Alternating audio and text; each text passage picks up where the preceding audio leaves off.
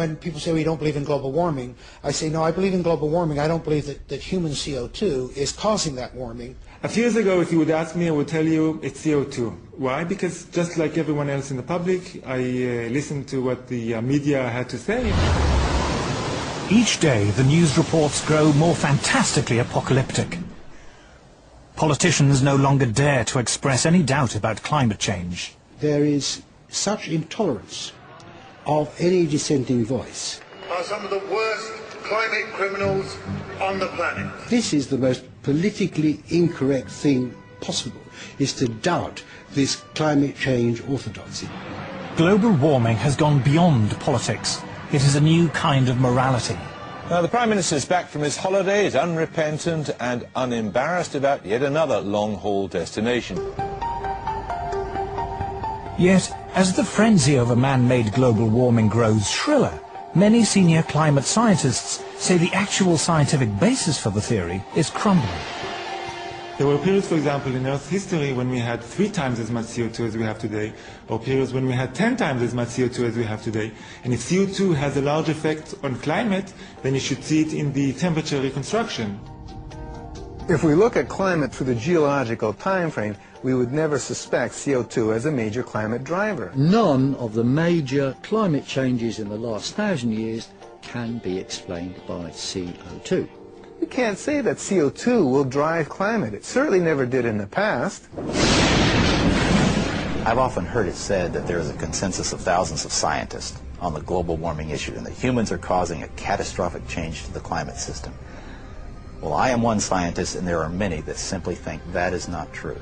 Man-made global warming is no ordinary scientific theory. This morning, the Intergovernmental Panel on Climate Change made up of... It is presented in the media as having the stamp of authority of an impressive international organization. From the IPCC, the United Nations Intergovernmental Panel on Climate Change, or IPCC. The IPCC, like any UN body, is political. The final conclusions are politically driven. This claim that the IPCC is the world's top 1,500 or 2,500 scientists. You look at the bibliographies of the people and it's simply not true. There are quite a number of non-scientists. And to build the number up to 2,500, they have to start taking reviewers and government people and so on, anyone who ever came close to them. And none of them are asked to agree. Many of them disagree. Those people who are specialists but don't agree with the polemic and resign, and there have been a number that I know of, they are simply put on the author list and become part of this 2,500 of the world's top scientists. People have decided you have to convince other people that since no scientist disagrees, you shouldn't disagree either. But that, whenever you hear that in science, that's pure propaganda. This is a story of how a theory about climate turned into a political ideology. See, I don't even like to call it the environmental movement anymore because really it is a political activist movement, and they have become hugely influential at a global level. It is the story of the distortion of a whole area of science. Climate scientists need there to be a problem in order to get funding. We have a vested interest in creating panic, because then money will flow to climate science. There's one thing you shouldn't say, and that is, this might not be a problem. It is the story of how a political campaign turned into a bureaucratic bandwagon. Fact of the matter is that tens of thousands of jobs depend upon global warming right now. It's a big business. It's become a great industry in itself. And if the whole global warming farrago collapsed, there'd be an awful lot of people out of jobs and looking for work. This is a story of censorship and intimidation. I have seen and heard their spitting fury at anybody who might disagree with them, which is not the scientific way. It is a story about Westerners invoking the threat of climatic disaster to hinder vital industrial progress in the developing world. One clear thing that emerges from the whole environmental debate is the point that there's somebody keen to kill the African dream, and the African dream is to develop. The environmental movement has evolved into the strongest force there is for preventing development in the developing countries. The global warming story is a cautionary tale of how a media scare became the defining idea of a generation.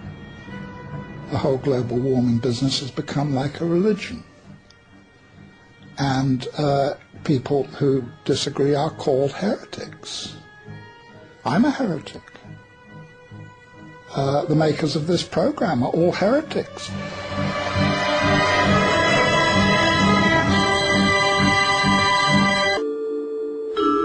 In 2005, a House of Lords inquiry was set up to examine the scientific evidence of man-made global warming.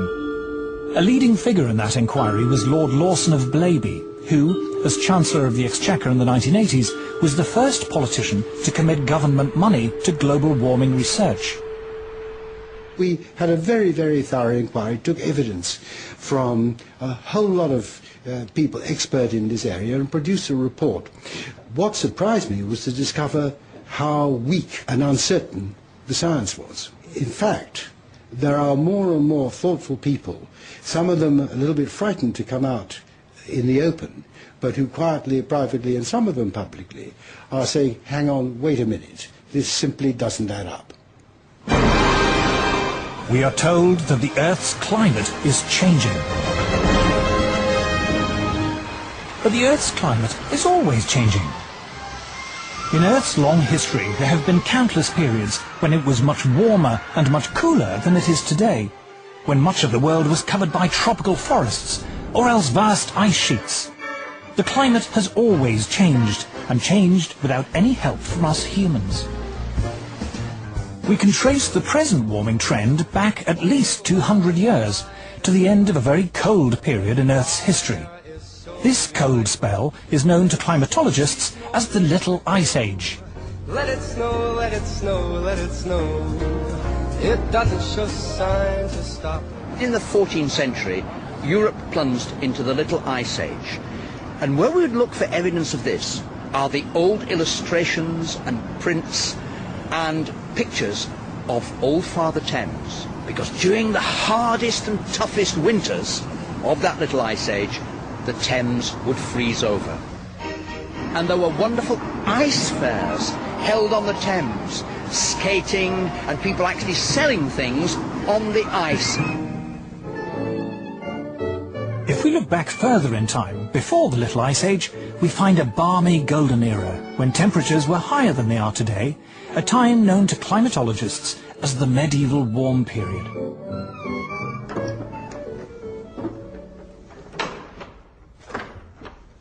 It's important that people know that climate enabled a quite different lifestyle in the medieval period.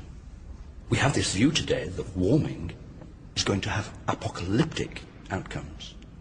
In fact, wherever you describe this warm period, it appears to be associated with witches.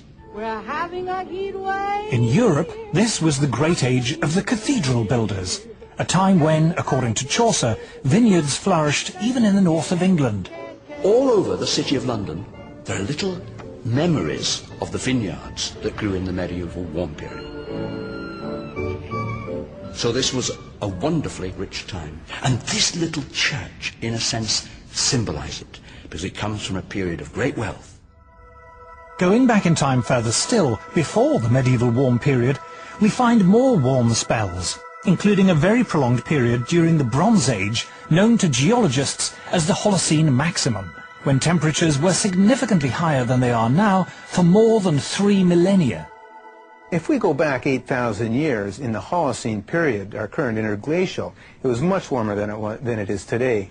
Now the polar bears obviously survived that period. They're with us today. They are very adaptable, and these warm periods in the past, what we call hypsithermals, pose no problem for them. Climate variation in the past is clearly natural. So why do we think it's any different today? In the current alarm about global warming, the culprit is industrial society.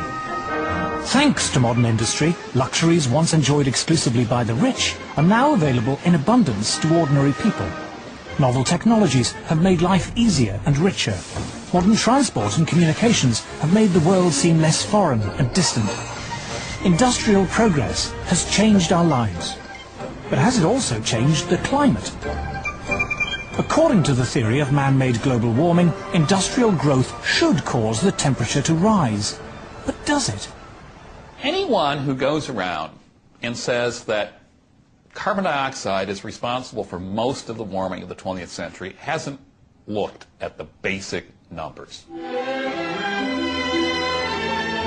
Industrial production in the early decades of the 20th century was still in its infancy, restricted to only a few countries, handicapped by war and economic depression. After the Second World War, things changed. Consumer goods like refrigerators and washing machines and TVs and cars began to be mass-produced for an international market. Historians call this global explosion of industrial activity the post-war economic boom. So how does the industrial story compare with the temperature record? Since the mid-19th century, the Earth's temperature has risen by just over ½ degree Celsius.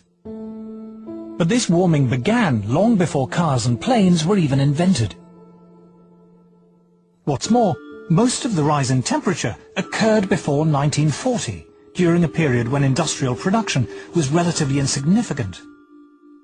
After the Second World War, during the post-war economic boom, temperatures, in theory, should have shot up. But they didn't. They fell. Not for 1 or 2 years, but for 4 decades. In fact, paradoxically, it wasn't until the world economic recession in the 1970s that they stopped falling. CO2 began to increase exponentially in about 1940, but the temperature actually began to decrease 1940, continued till about 1975. So this is the opposite relation. When the CO2 is increasing rapidly, but yet the temperature decreasing, then we cannot say that CO2 and the temperature go together. Temperature went up significantly up to 1940 when human production of CO2 was relatively low. And then in the post-war years, when industry and the whole economies of the world really got going, and human production of CO2 just soared, the global temperature was going down. In other words, the facts didn't fit the theory. Just at a time when, after the Second World War, industry was booming, carbon dioxide was increasing, and yet the Earth was getting cooler and starting off scares of a coming ice age, it made absolutely no sense. It still doesn't make sense. Why do we suppose that carbon dioxide is responsible for our changing climate? CO2 forms only a very small part of the Earth's atmosphere. In fact, we measure changes in the level of atmospheric CO2 in tens of parts per million. If you take CO2 as a percentage of all the gases in the atmosphere, the oxygen, the nitrogen, and argon, and so on, it's 0.054%. It's an incredibly small portion. And then, of course, you've got to take that portion that supposedly humans are adding, which is the focus of all the concern, and it gets even smaller. Although CO2 is a greenhouse gas, greenhouse gases themselves only form a small part of the atmosphere. What's more, CO2 is a relatively minor greenhouse gas. The atmosphere is made up of a multitude of gases. A small percentage of them we call greenhouse gases. And of that very small percentage of greenhouse gases, 95% of it is water vapor. It's the most important greenhouse gas. Water vapor is a greenhouse gas, by far the most important greenhouse gas. So is there any way of checking whether the recent warming was due to an increase in greenhouse gas? There is only one way to tell, and that is to look up in the sky, or a part of the sky known to scientists as the troposphere. If it's greenhouse warming, you get more warming in the middle of the troposphere, the first 10, 12 kilometers of the atmosphere, than you do at the surface. There are good theoretical reasons for that, having to do with how the greenhouse works. The greenhouse effect works like this. The sun sends its heat down to Earth. If it weren't for greenhouse gases, this solar radiation would bounce back into space, leaving the planet cold and uninhabitable. Greenhouse gas traps the escaping heat in the Earth's troposphere, a few miles above the surface.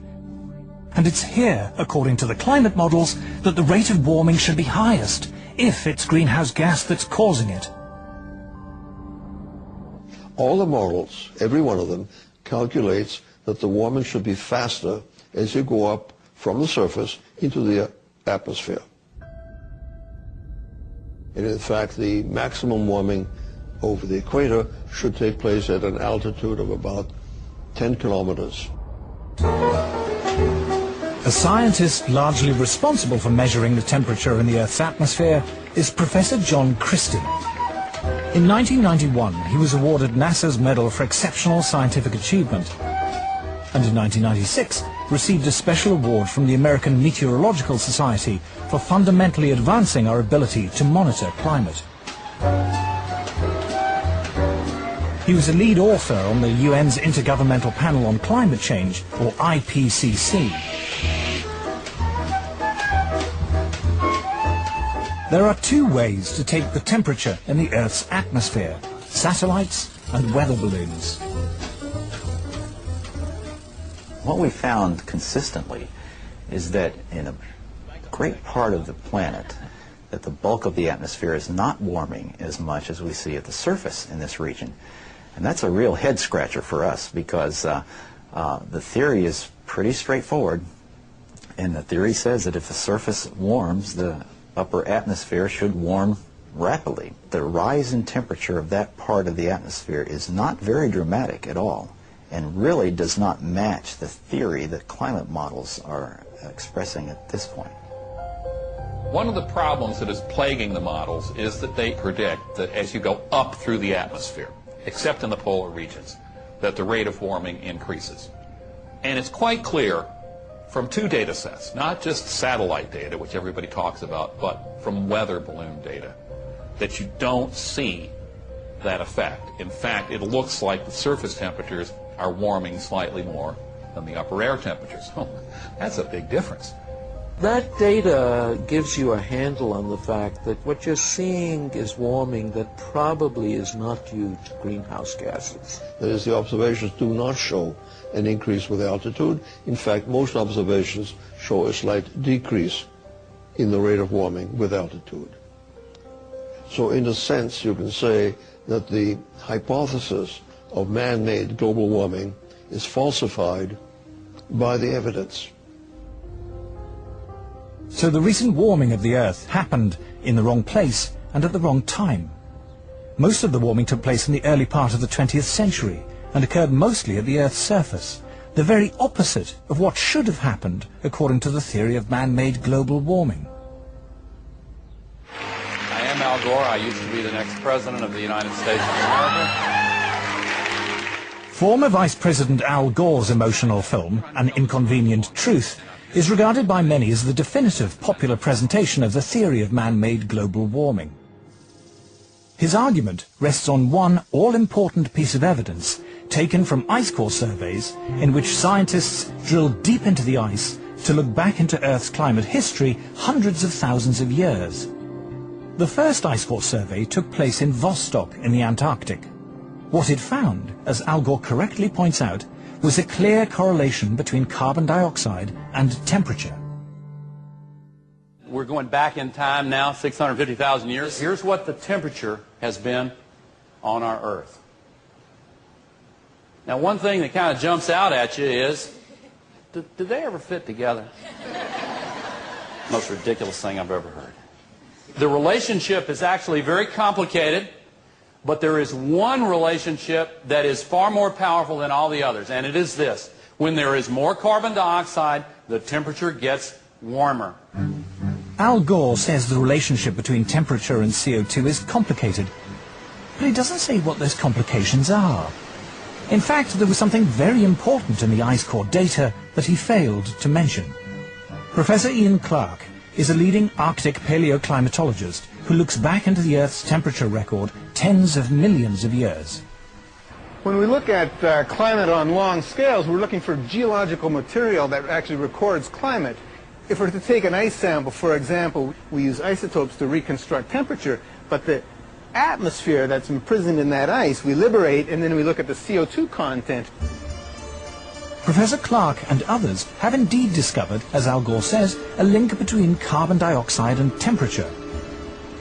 But what Al Gore doesn't say is that the link is the wrong way round. So here we're looking at the ice core record from Vostok, and in the red we see temperature going up from early time to later time at a very key interval when we came out of a glaciation. And we see the temperature going up, and then we see the CO2 coming up.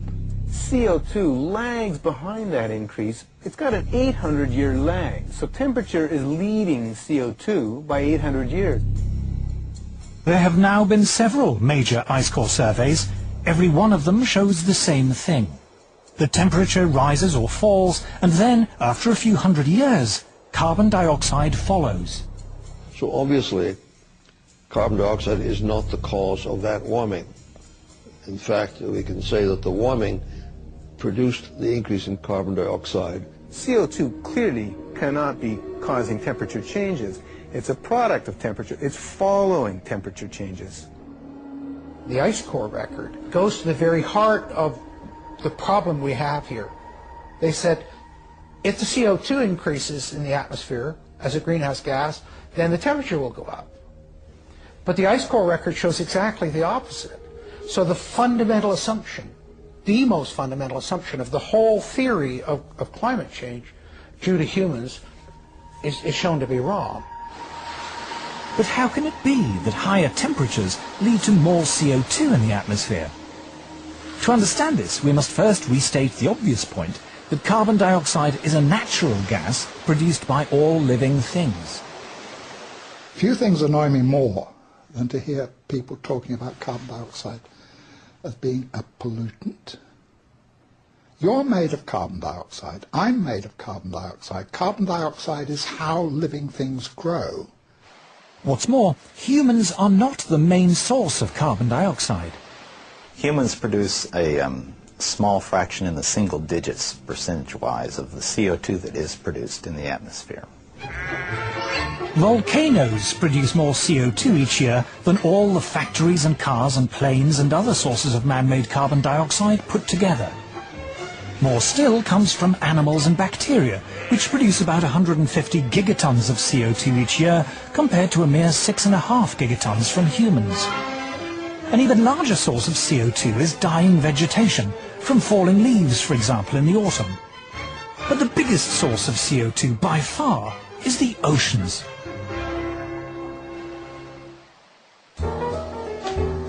Carl Wunsch is Professor of Oceanography at MIT. He was also visiting Professor in Oceanography at Harvard University and University College London, and a Senior Visiting Fellow in Mathematics and Physics at the University of Cambridge. He is the author of 4 major textbooks on oceanography. The ocean is the major reservoir into which carbon dioxide goes when it comes out of the atmosphere, or from which it is re-emitted to the atmosphere. If you heat the surface of the ocean, it tends to emit carbon dioxide. So similarly, if you cool the ocean surface, the ocean can dissolve more carbon dioxide. So the warmer the oceans, the more carbon dioxide they produce, and the cooler they are, the more they suck in. But why is there a time lag of hundreds of years between a change in temperature and a change in the amount of carbon dioxide going into or out of the sea? The reason is that oceans are so big and so deep, they take literally hundreds of years to warm up and cool down. This time lag means the oceans have what scientists call a memory of temperature changes. The ocean has a memory of past events running out as far as 10,000 years. So, for example, if somebody says, oh, I'm seeing changes in the North Atlantic, this must mean that the climate system is changing. It may only mean that something happened in a remote part of the ocean decades or hundreds of years ago, whose effects are now beginning to show up in the North Atlantic. The current warming began long before people had cars or electric lights. In the past 150 years, the temperature has risen just over half a degree Celsius. But most of that rise occurred before 1940. Since that time, the temperature has fallen for 4 decades and risen for 3. There is no evidence at all from Earth's long climate history that carbon dioxide has ever determined global temperatures. But if CO2 doesn't drive Earth's climate, what does?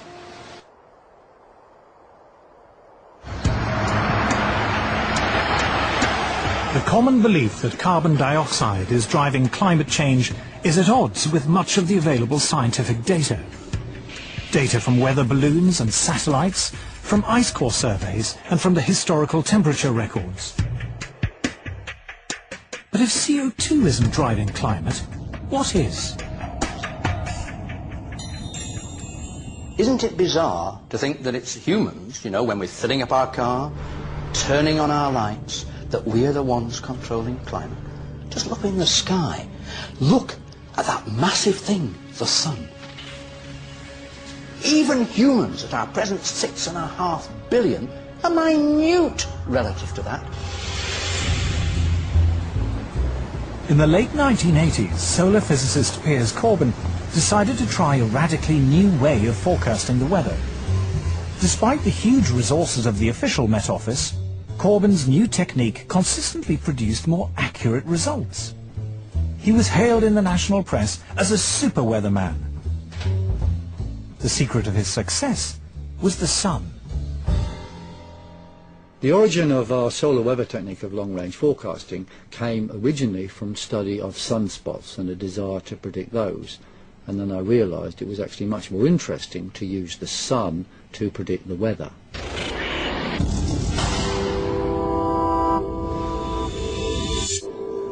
Sunspots, we now know, are intense magnetic fields which appear at times of higher solar activity. But for many hundreds of years, long before this was properly understood, astronomers around the world used to count the number of sunspots in the belief that more spots heralded warmer weather. In 1893, the British astronomer Edward Maunder observed that during the Little Ice Age, there were barely any spots visible on the sun, a period of solar inactivity which became known as the Maunder minimum. But how reliable are sunspots as an indicator of the weather? I decided to test it by gambling on the weather through William Hill against what the Met Office said was a normal expectation. And I won money month after month after month after month. Last winter the Met Office said it could be or would be an exceptionally cold winter. We said, no, that is nonsense, it's going to be very close to normal. And we specifically said when it would be cold, i.e. after Christmas and February. We were right, they were wrong. In 1991, senior scientists at the Danish Meteorological Institute decided to compile a record of sunspots in the 20th century and compare it with the temperature record. What they found was an incredibly close correlation between what the sun was doing and changes in temperature on Earth. Solar activity, they found, rose sharply to 1940, fell back for 4 decades until the 1970s, and then rose again after that. When we saw this correlation between the temperature and solar activity or sunspot cycle lengths, then people said to us, okay, it can be just a coincidence. So how can we prove that it's not just a coincidence? Well, one obvious thing is to have a longer time series or different time series. Then we went back in time. So Professor Friis Christiansen and his colleagues examined 400 years of astronomical records to compare sunspot activity against temperature variation. Once again, they found that variations in solar activity were intimately linked to temperature variation on Earth. It was the sun, it seemed, not carbon dioxide or anything else, that was driving changes in the climate. In a way, it's not surprising. The sun affects us directly, of course, when it sends down its heat. But we now know the sun also affects us indirectly through clouds. Clouds have a powerful cooling effect, but how are they formed? In the early 20th century, scientists discovered that the Earth was constantly being bombarded by subatomic particles. These particles, which they called cosmic rays, originated, it was believed, from exploding supernovae far beyond our solar system.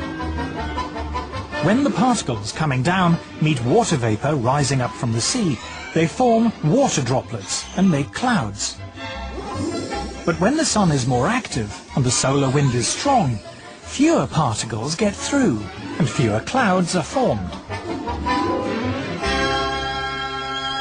Just how powerful this effect was became clear only recently, when an astrophysicist, Professor Nir Shaviv, decided to compare his own record of cloud-forming cosmic rays with the temperature record created by a geologist, Professor Jan Weitzer, going back 600 million years.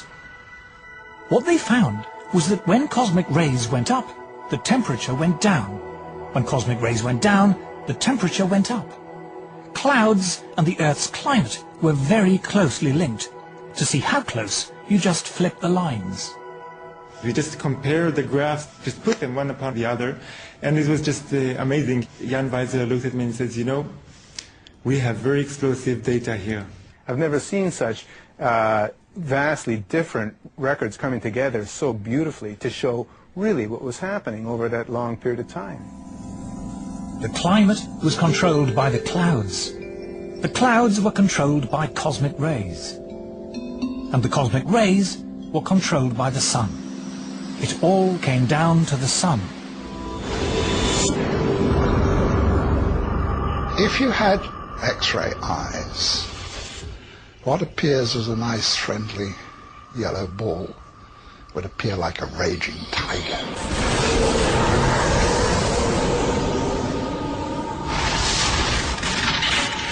The sun is an incredibly violent beast, and it's throwing out great explosions and puffs of gas, an endless solar wind that's forever rushing past the Earth. We're, in a certain sense, inside the atmosphere of the sun. The intensity of its magnetic field more than doubled during the 20th century. In 2005, astrophysicists from Harvard University published the following graph in the official journal of the American Geophysical Union. The blue line represents temperature change in the Arctic over the past 100 years. And here is the rise in carbon dioxide over the same period. The two are not obviously connected, but now look again at the temperature record, and at this red line, which depicts variations in solar activity over the past century as recorded independently by scientists from NASA and America's National Oceanic and Atmospheric Administration. Solar activity over the last 100 years, over the last several hundred years, correlates very nicely on a decadal basis with sea ice and Arctic temperatures. To the Harvard astrophysicists and many other scientists, the conclusion is inescapable. The sun is driving climate change. CO2 is irrelevant. But why, if this is so, are we bombarded day after day with news items about man-made global warming? Why do so many people in the media and elsewhere regard it as an undisputed fact? To understand the power of global warming theory, we must tell the story of how it came about.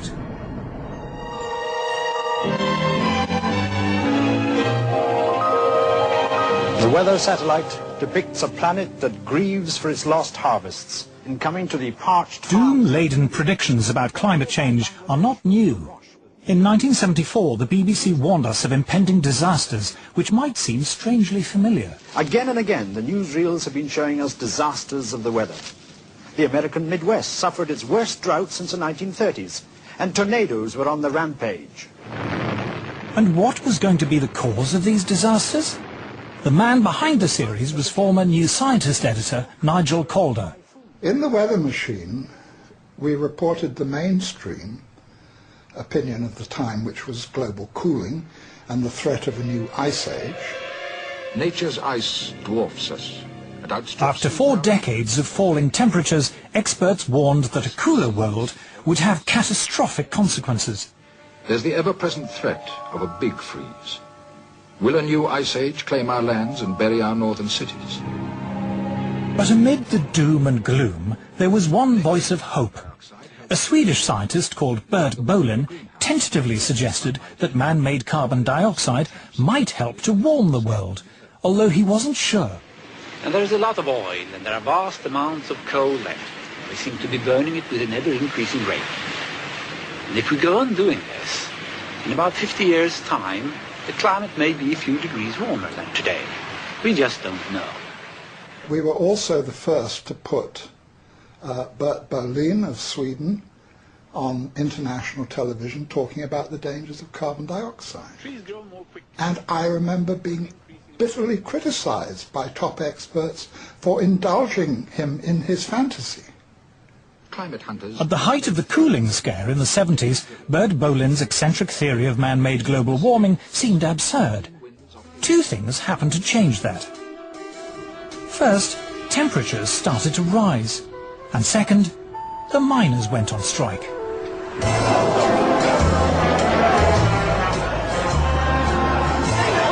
To Margaret Thatcher, energy was a political problem. In the early 70s, the oil crisis had plunged the world into recession, and the miners had brought down Ted Heath's Conservative government. Mrs. Thatcher was determined the same would not happen to her. She set out to break their power. What we have seen in this country is the emergence of an organized revolutionary minority who are prepared to exploit industrial disputes, but whose real aim is the breakdown of law and order and the destruction of democratic parliamentary government. The politicization of this subject started with Margaret Thatcher. She was very concerned always, I remember when I was Secretary of State for Energy, to promote nuclear power. Long before the issue of climate change came up, because she was concerned about energy security, and she didn't trust the Middle East, and she didn't trust the National Union of Mine Workers. So she didn't trust oil, and she didn't trust coal. So therefore she felt we really had to push ahead with nuclear power. And then when the climate change, global warming thing came up, she felt, well, this is great. This is another argument, because it doesn't have any carbon dioxide emissions. This is another argument why you should go for nuclear. And that is what she was really largely saying. It's been misrepresented since then. And so she said to the scientists, she went to the Royal Society and she said, there's money on the table for you to prove this stuff. So, of course, they went away and did that. Inevitably, the moment politicians put their weight behind something and attach their name to it in some ways, of course, money will flow. That's the way it goes. And inevitably, research, development, institutions started to bubble up, if we can put it that way, which were going to be researching climate, but with a particular emphasis on the relationship between carbon dioxide and temperature. At the request of Mrs. Thatcher, the UK Met Office set up a climate modelling unit which provided the basis for a new international committee called the Intergovernmental Panel on Climate Change, or IPCC. They came out with the first big report which predicted climatic disaster as a result of global warming. I remember going to the scientific press conference and being amazed by two things. First, the simplicity and eloquence of the message and the vigour with which it was delivered. And secondly, the total disregard of all climate science up till that time, including, incidentally, the role of the sun, which had been the subject of a major meeting at the Royal Society just a few months earlier. But the new emphasis on man-made carbon dioxide as a possible environmental problem didn't just appeal to Mrs. Thatcher. It was certainly something very favourable to the environmental idea, what I call the medieval environmentalism of let's get back to the way things were in medieval times and get rid of all these dreadful cars and machines. They loved it because carbon dioxide was for them an emblem of industrialization Well, carbon dioxide clearly is an industrial gas, and sort of tied in with economic growth, with transportation in cars, with what we call civilization. And there are forces in the environmental movement that are simply against economic growth. They think that's bad.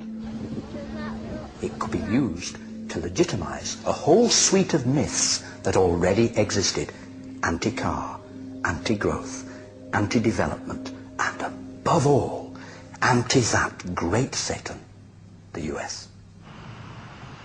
Patrick Moore is considered one of the foremost environmentalists of his generation. He is co-founder of Greenpeace. The shift to climate being a major focal point came about for two very distinct reasons. The first reason was because by the mid-'80s, a majority of people now agreed with all of the reasonable things we in the environmental movement were saying they should do. Now, when a majority of people agree with you, it's pretty hard to remain confrontational with them. And so the only way to remain anti-establishment was to adopt ever more extreme positions. When I left Greenpeace, it was in the midst of them adopting a campaign to ban chlorine worldwide. Like I said, you guys, this is one of the elements in the periodic table, you know. I mean, I'm not sure if that's in our jurisdiction to be banning a whole element.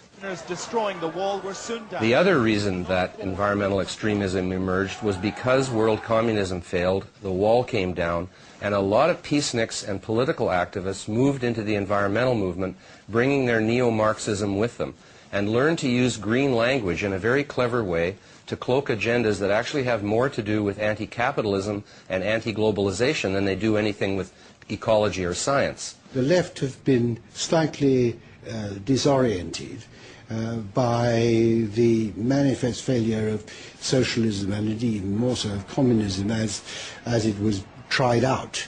And therefore they still remain as anti-capitalist as they were, but they have to find a new guise for their anti-capitalism. And it was a kind of amazing alliance from Margaret Thatcher on the right through to very left-wing anti-capitalist environmentalists that created this kind of momentum behind a loony idea. By the early 1990s, man-made global warming was no longer a slightly eccentric theory about climate. It was a full-blown political campaign. It was attracting media attention, and as a result, more government funding.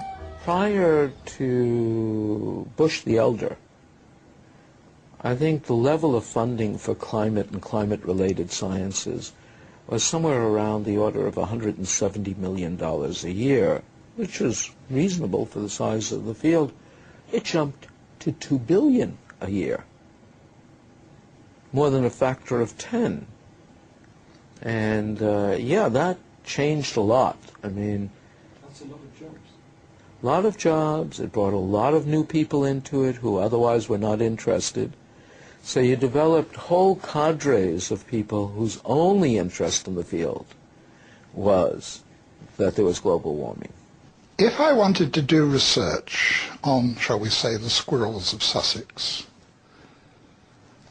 what I would do, and this is any time from 1990 onwards, I would write my grant application saying, I want to investigate the nut-gathering behavior of squirrels with special reference to the effects of global warming. And that way I get my money. If I forget to mention global warming, I might not get the money. There's really no question in my mind that the large amounts of money that have been fed into this particular, rather small area of science have distorted the overall scientific effort. We're all competing for funds. And if your field is the focus of concern, you have that much less work rationalizing why your field should be funded.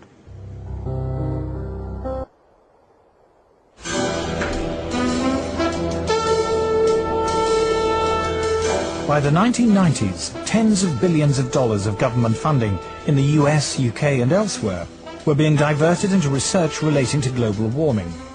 A large portion of those funds went into building computer models to forecast what the climate will be in the future. But how accurate are those models? Dr. Roy Spencer was Senior Scientist for Climate Studies at NASA's Marshall Space Flight Center. He has been awarded medals for exceptional scientific achievement from both NASA and the American Meteorological Society. Climate models are only as good as the assumptions that go into them, and they have hundreds of assumptions. All it takes is one assumption to be wrong for the forecasts to be way off. Climate forecasts are not new, but in the past, scientists were more modest about their ability to predict the weather. Any attempt at forecasting changes of climate meets skepticism from the men who model the weather by computer. In making decisions which affect people, a bad prediction as to what the climate of the future will be can be far worse than none at all. I'm afraid that our understanding of the complex weather machine is not yet good enough to make a reliable statement of the future. All models assume that man-made CO2 is the main cause of climate change, rather than the sun or the clouds. The analogy I use is like my car's not running very well. So I'm going to ignore the engine, which is the sun, and I'm going to ignore the transmission, which is the water vapor, and I'm going to look at one nut on the right rear wheel, which is the human-produced CO2. It's that, the science is that bad. If you haven't understood the climate system, if you haven't understood all the components, the cosmic rays, the solar, the CO2, the water vapor, the clouds, and put it all together, if you haven't got all that, then your model isn't worth anything. The range of climate forecasts varies greatly. These variations are produced by subtly altering the assumptions upon which the models are based. The models are so complicated, you can often adjust them in such a way that they do something very exciting. I've worked with modelers, I've done modeling, and with a mathematical model and you tweak parameters, you can model anything. You can make it warmer, you can make it get colder by changing things. Since all the models assume that man-made CO2 causes warming, one obvious way to produce a more impressive forecast is to increase the amount of imagined man-made CO2 going into the atmosphere. We put an increase in carbon dioxide in them that is 1% per year. It's been 0.49% per year for the last 10 years. 0.42 for the 10 years before that, and 0.43 for the 10 years before that. So the models have twice as much greenhouse warming radiation going in them as is known to be happening. It shouldn't shock you that they predict more warming than is occurring. Models predict what the temperature might be in 50 or 100 years' time. It is one of their peculiar features that long-range climate forecasts are only proved wrong long after people have forgotten about them. As a result, there is a danger, according to Professor Carl Wunsch, that modelers will be less concerned in producing a forecast that is accurate than one that is interesting. Even within the scientific community, you see, it's a problem. If I run a complicated model and I do something to it, like melt a lot of ice into the ocean, and nothing happens, it's not likely to get printed. But if I run the same model and I adjust it in such a way that something dramatic happens to the ocean circulation, like the heat transport turns off, it will be published. People say this is very exciting. It will even get picked up by the media. So there is a bias, there's a very powerful bias within the media and within the science community itself toward results which are dramatizable. The Earth freezes over. That's a much more interesting story than saying, well, you know, it fluctuates around. Sometimes the mass flux goes up by 10%, sometimes it goes down by 20%, but eventually it comes back. Well, you know, which would you do a story on? I mean, that's what it's about. To the untrained eye, computer models look impressive, and they give often wild speculation about the climate the appearance of rigorous science. They also provide an endless source of spectacular stories for the media. The thing that has amazed me as a lifelong journalist is how the most elementary principles of journalism seem to have been abandoned on this subject. In fact, the theory of man-made global warming has spawned an entirely new branch of journalism. You've got a whole new generation of reporters, environmental journalists. Now, if you're an environmental journalist, and if the global warming story goes in the trash can, so does your job. It really is that crude. And the reporting has to get more and more hysterical because there are still, fortunately, a few hardened news editors around who will say, you know, this is what you were saying 5 years ago. Ah, but now it's much, much worse. You know, there's going to be 10 feet of sea level rise by next Tuesday or something. They have to keep on getting shriller and shriller and shriller. It is now common in the media to lay the blame for every storm or hurricane on global warming. But is there any scientific basis for this? This is purely propaganda. Every textbook in meteorology is telling you the main source of weather disturbances is the temperature difference between the tropics and the pole.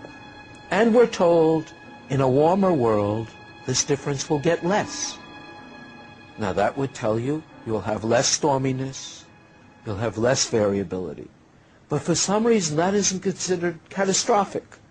So you're told the opposite. News reports frequently argue that even a mild increase in global temperature could lead to a catastrophic melting of the polar ice caps. But what does Earth's climate history tell us? We happen to have temperature records of Greenland that go back thousands of years. Greenland has been much warmer. Just 1,000 years ago, Greenland was warmer than it is today, yet it didn't have a dramatic melting event. Even if we talk about something like permafrost, a great deal of the permafrost, that icy layer under the forests of Russia, for example, 7,000 or 8,000 years ago melted far more than we're having any evidence about it melting now. So in other words, this is a historical pattern again, but the world didn't come to a crunching halt because of it. Professor Shunichi Akasofu is head of the International Arctic Research Center in Alaska. The IARC is the world's leading Arctic research institute. Professor Akasofu insists that over time the ice caps are always naturally expanding and contracting. There are reports from time to time a big chunk of ice break away from the Antarctic continent. Those must have been happening all the time.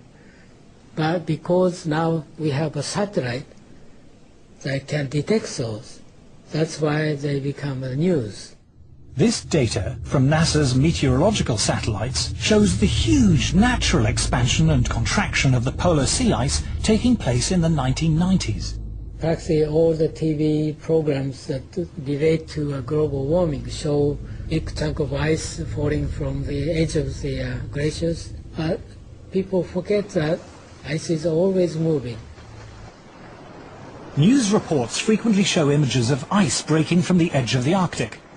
What they don't say is that this is as ordinary an event in the Arctic as falling leaves on an English autumn day. They ask me, did you see ice falling from the edge of the glaciers? Yes. That's the spring breakup. That's happened every year. Press come to us all the time, you know, I want to see something that the greenhouse disaster. I say there's none. Alarming television programs raise the fearful prospect of vast tidal waves flooding Britain. But what causes the sea level to change, and how fast does it happen?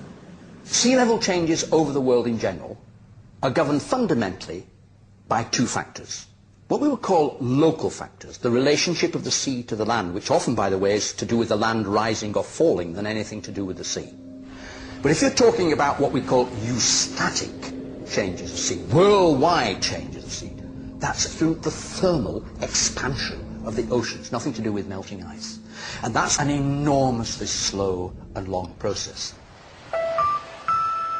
people say, oh, I see the ocean doing this last year, that means that something changed in the atmosphere last year. And this is not necessarily true at all. In fact, it's actually quite unlikely, because it can take hundreds to thousands of years for the deep ocean to respond to forces and changes that are taking place at the surface. It is also suggested that even a mild rise in temperature will lead to the spread northward of deadly insect-borne tropical diseases like malaria. But is this true? Professor Paul Reiter of the Pasteur Institute in Paris is recognized as one of the world's leading experts on malaria and other insect-borne diseases. He is a member of the World Health Organization Expert Advisory Committee, was chairman of the American Committee of Medical Entomology of the American Society for Tropical Medicine, and lead author on the health section of the US National Assessment of the Potential Consequences of Climate Variability. As Professor Reiter is eager to point out, mosquitoes thrive in very cold temperatures. Mosquitoes are not specifically tropical. Most people will realize that in temperate regions there are mosquitoes. In fact, mosquitoes are extremely abundant in the Arctic. The most devastating epidemic of malaria was in the Soviet Union in the 1920s. There were something like 13 million cases a year and something like 600,000 deaths.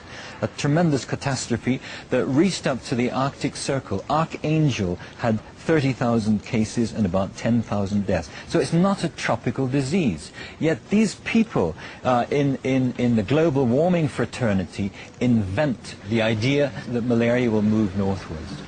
Climate scare stories cannot be blamed solely on sloppy or biased journalism.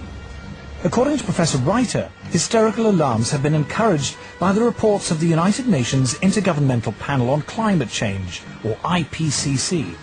On the spread of malaria, the IPCC warns us that mosquito species that transmit malaria do not usually survive where the mean winter temperature drops below 16 to 18 degrees Celsius. According to Professor Reiter, this is clearly untrue. I was horrified to read the second and the third assessment reports because there was so much misinformation without any kind of recourse, or virtually without mention of the scientific literature, the truly scientific literature, the literature by specialists in those fields. In a letter to the Wall Street Journal, Professor Frederick Seitz, former president of America's National Academy of Sciences, revealed that IPCC officials had censored the comments of scientists. He said that this report is not the version that was approved by the contributing scientists. At least 15 key sections of the science chapter had been deleted. These included statements like, none of the studies cited has shown clear evidence that we can attribute climate changes to increases in greenhouse gases. No study to date has positively attributed all or part of the observed climate changes to man-made causes. Professor Seitz concluded, I have never witnessed a more disturbing corruption of the peer review process than the events that led to this IPCC report. In its reply, the IPCC did not deny making these deletions, but it said there was no dishonesty or bias in the report and that uncertainties about the cause of global warming had been included. The changes had been made, it said, in response to comments from governments, individual scientists and non-governmental organizations. When I resigned from the IPCC, I thought that was the end of it. But when I saw the final draft, my name was still there, so I asked for it to be removed. Well, they told me that I had contributed, so it would remain there. So I said, no, I haven't contributed, because they haven't listened to anything I've said. So in the end it was quite a battle, but finally I threatened legal action against them and they removed my name. And I think this happens a great deal. Those people who are specialists but don't agree with the polemic and resign, and there have been a number that I know of, they are simply put on the author list and become part of this 2,500 of the world's top scientists. Research relating to man-made global warming is now one of the best funded areas of science. The US government alone spends more than $4 billion a year. According to NASA climatologist Roy Spencer, scientists who speak out against man-made global warming have a lot to lose. It's generally harder to get research proposals funded because of the stands that we've taken publicly. And you'll find very few of us that are willing to take a public stand because it does cut into their research funding. It is a common prejudice that scientists who do not agree with the theory of man-made global warming must be being paid by private industry to tell lies. I get it all the time. You must be in the pay of the multinationals. Sadly, like most of the scientists you'll talk to, I haven't seen a penny from the multinationals. I'm always accused of being paid by the oil and gas companies. I've never received a nickel from the oil and gas companies. I joke about it. I wish they would pay me, then I could afford their product. Whenever anybody says that I'm in the pay of an oil company, I say my bank manager would wish. There is almost no private sector investment in climatology, and yet to be involved in any research project which involves an industry grant, no matter how small, can spell ruin to a scientist's reputation. Modern technology fueled by greenhouse gases. Patrick Michaels is Professor of Environmental Sciences at the University of Virginia. He was chair of the Committee on Applied Climatology at the American Meteorological Society, president of the American Association of State Climatologists, the author of 3 books on meteorology, and an author and reviewer on the UN's Intergovernmental Panel on Climate Change. But when he conducted research which was part funded by the coal industry, he found himself among those under attack from climate campaigners. British-based corporations are some of the worst climate criminals on the planet. Shell is based in the UK, right here in London. We have the right and the duty to take it back into public ownership, dismantle it, break it up, and send its managers to rehabilitation training. But reasoned debate is not the only casualty in the global warming alarm. As international public policy bears down on industrial emissions of carbon dioxide, the developing world is coming under intense pressure not to develop. I'm no expert on climate change, I'm no scientist, and what I'm going to say next is a great big turn off. It's just that. Turn it off! Anything you don't need, you're not using it, it's easier than you think to make a difference. Delegates from around the world are flying into Nairobi for a conference sponsored by the UN to talk about global warming. Civil servants, professional NGO campaigners, carbon offset fund managers, environmental journalists and others will discuss every aspect of man-made climate change, from how to promote solar panels in Africa to the relationship between global warming and sexism. The conference lasts 10 days. The number of delegates exceeds 6,000. The billions of dollars invested in climate science means there is a huge constituency of people dependent upon those dollars. And they will want to see that carry forward. It happens in any bureaucracy. Where I live, we have a local council global warming officer. There's a huge tail out there of people who have, in one way or another, been recruited to join this particular bandwagon. Anybody who stands up and says, hey, wait a minute, let's look at this coolly and rationally and carefully and see actually how much merit, how much this stands up, they will be ostracized. Scientists, accustomed to the relative civility and obscurity of academic life, suddenly find themselves publicly attacked if they dare to challenge the theory of man-made global warming, vilified by campaign groups and even within their own universities. It's the old English saying, if you stand up in the coconut shy, they're going to throw at you. So I understand that there's going to be some of that, but it gets pretty difficult and pretty nasty and very personal. And there have been, death threats and all sorts of things. And so I'm not doing it for my health. These days, if you are skeptical about the litany around climate change, you're suddenly like as if you're a Holocaust denier. The environmental movement, really, it is a political activist movement. And they have become hugely influential at a global level. And every politician is aware of that today. Whether you're on the left, in the middle, or the right, you have to pay homage to the environment In the past month, the global warming campaign has won a great victory. The United States government, once a bastion of resistance, has succumbed. George Bush is now an ally. Western governments have now embraced the need for international agreements to restrain industrial production in the developed and developing world. But at what cost? Paul Driesen is a former environmental campaigner. My big concern with global warming is that the policies being pushed to supposedly prevent global warming are having a disastrous effect on the world's poorest people. Global warming campaigners say it does no harm to be on the safe side. Even if the theory of man-made climate change is wrong, we should impose draconian measures to cut carbon emissions just in case. They call this the precautionary principle. The precautionary principle is a very interesting beast. It's basically used to promote a particular agenda and ideology. It's always used in one direction only. It talks about the risks of using a particular technology, fossil fuels for example, but never about the risks of not using it. It never talks about the benefits of having that technology. Anne Muagela is about to cook a meal for her children. She is one of the 2 billion people, a third of the world's population, who have no access to electricity. Instead, they must burn wood or dried animal dung in their homes. The indoor smoke this creates is the deadliest form of pollution in the world. According to the World Health Organization, 4 million children under the age of 5 die each year from respiratory diseases caused by indoor smoke. And many millions of women die early from cancer and lung disease for the same reason. If you were to ask a rural person to define development, they'll tell you, yes, I know I've moved to the next level when I have electricity. Actually, not having electricity creates such a long chain of problems because the first thing you will miss is the light.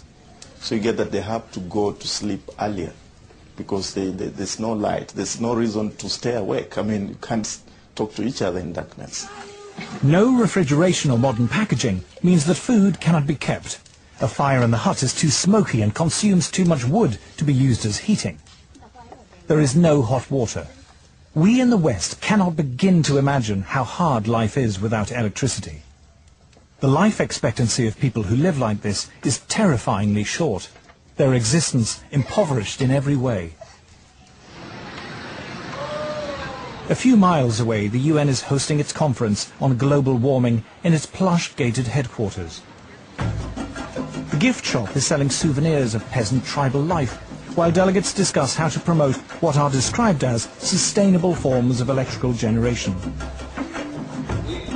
Africa has coal, and Africa has oil, but environmental groups are campaigning against the use of these cheap sources of energy. Instead, they say Africa and the rest of the developing world should use solar and wind power. A short drive out of Nairobi, we find our first solar panel.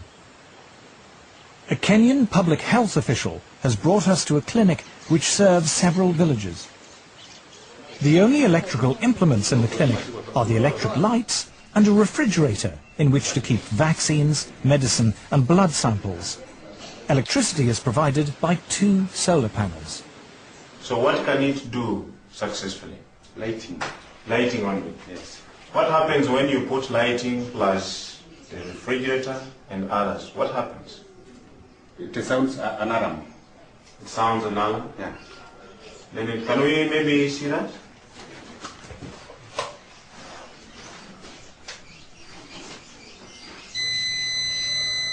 The solar panels allow Dr. Samuel Mwangi to use either the lights or the refrigerator, but not both at the same time.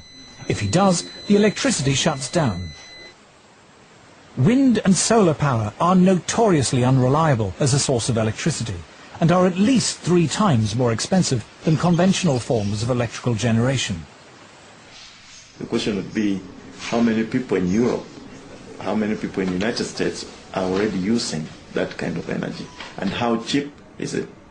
You see, if it's expensive for the Europeans, if it's expensive for the Americans, and we are talking about poor Africans, you know, it doesn't make sense. The rich countries can afford to engage in some luxurious experimentation with other forms of energy.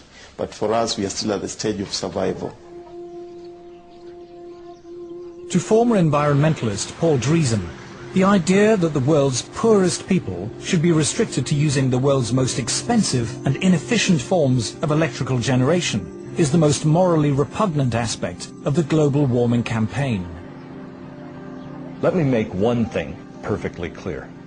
If we're telling the third world that they can only have wind and solar power, what we are really telling them is you cannot have electricity. The challenge we have when we meet Western environmentalists who say we must engage in use of solar panels and wind energy is how we can have Africa industrialized. Because I don't see how a solar panel is going to power a steel industry, how a solar panel, is going to power maybe some railway train network. It might work maybe to power a small transistor radio. I think one of the most pernicious aspects of the modern environmental movement is this romanticization of peasant life, and the idea that industrial societies are the destroyers of the world. One clear thing that emerges from the whole environmental debate is the point that there's somebody keen to kill the African dream, and the African dream is to develop. The environmental movement has evolved into the strongest force there is for preventing development in the developing countries. We are being told, don't touch your resource, don't touch your oil, don't touch your coal. That is suicide. I think it's legitimate for me to call them anti-human. Like, okay, you don't have to think humans are better than whales or better than owls or whatever if you don't want to, right? But surely it is not a good idea to think of humans as sort of being scum, that it's okay to have hundreds of millions of them go blind or die or whatever. I just can't relate to that. The theory of man-made global warming is now so firmly entrenched, the voices of opposition so effectively silenced, it seems invincible, untroubled by any contrary evidence, no matter how strong. The global warming alarm is now beyond reason. There will still be people who believe that this is the end of the world, particularly when you have, for example, the chief scientist of the UK telling people that by the end of the century the only habitable place on the earth will be the Antarctic. And humanity may survive thanks to some breeding couples who move to the Antarctic. I mean, this is hilarious. It would be hilarious, actually, if it weren't so sad.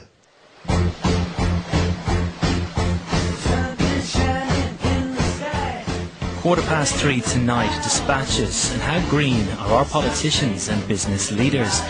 Next Monday night at 8, dispatches again, this time focusing on Prince Charles, independent monarch or meddling prince. Next tonight, Mammoth Movie, the beautiful tale of a fateful love affair, the English Patient.